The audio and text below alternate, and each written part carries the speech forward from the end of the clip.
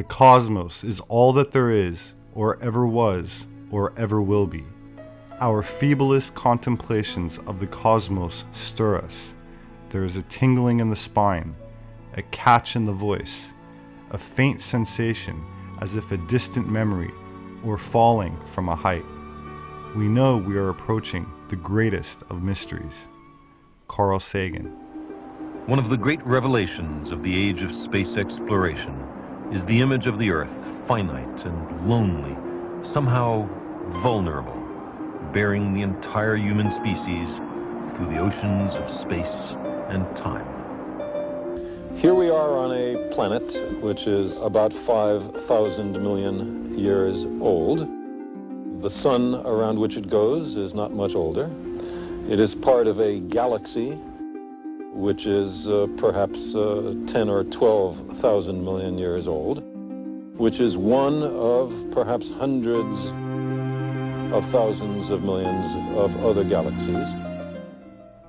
While I never agreed much with Carl Sagan politically, I was always in awe by his ability to stir the imagination and to make the world seem so small, therefore bringing us all that much closer together. 4, 3, 2, 1, Earth below us. In pre-World War II Germany, the Vril and Lee Societies, whose members included some who would later become notable members of the German National Socialist Party, believed that many ancient civilizations owed their origins to refugees from Atlantis. They advanced the idea of a subterranean civilization ruled by an ancient parent race who had mastered a mysterious force called Vril.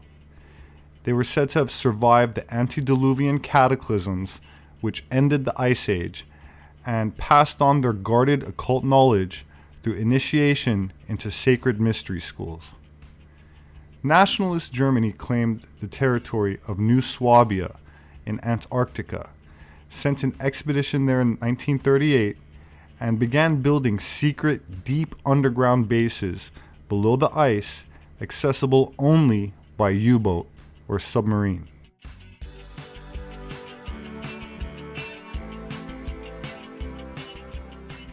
Organizations such as the Vril Society and later the German government itself conducted research into psychic phenomenon, advanced propulsion technology, saucer-shaped aircraft, and actually defeated Allied forces in 1946, led by Admiral Byrd, who then retreated in disgrace. The mission is still largely classified as Operation High Jump, in a continued effort to suppress this Vril free technology in favor of maintaining the status quo of an oil and debt-based global slave economy. My name is Stoll, Axel Stoll. I'm a doctor of natural sciences. I'm familiar with all natural sciences and look at the problems in its entirety. Are you also Aryan? Yes, of course. I'm of Germanic heritage, that's all. My father was a military officer and volunteered to the SS during World War II. He was obligated to have an Aryan certificate. It's interesting, almost everyone was in the military, and your family had to have an Aryan certificate. Yes, my father, of course, all military personnel. And that's the reason why I'm quite knowledgeable in military technology. Here's the German flying saucers, developments as you can see.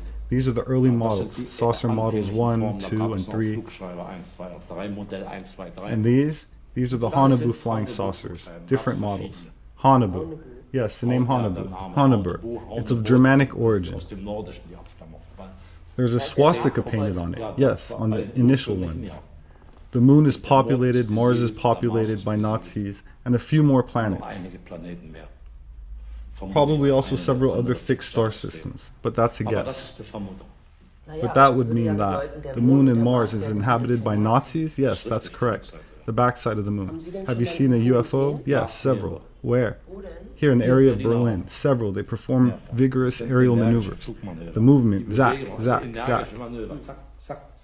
And they're piloted by the Aryans? Yes, that's correct. So where did the Aryans come from? Presumably, but I can't prove it, from Aldebaran, from that star system, from the star system of the head of the Taurus, 68 light years away. With effects faster than light, it's only a short hop. So the Aryans basically weren't born on this planet? No, not born on this Earth. Well, there was also so-called Vril Society in the Third Reich, and they had telepathic contact to Aldebaran with the Vril women, mediums. What about the wisdom of the Aryans? Are they more intelligent? How high is their IQ? High, very high. Were there also black people on Aldebaran? No. This planet is a prison planet.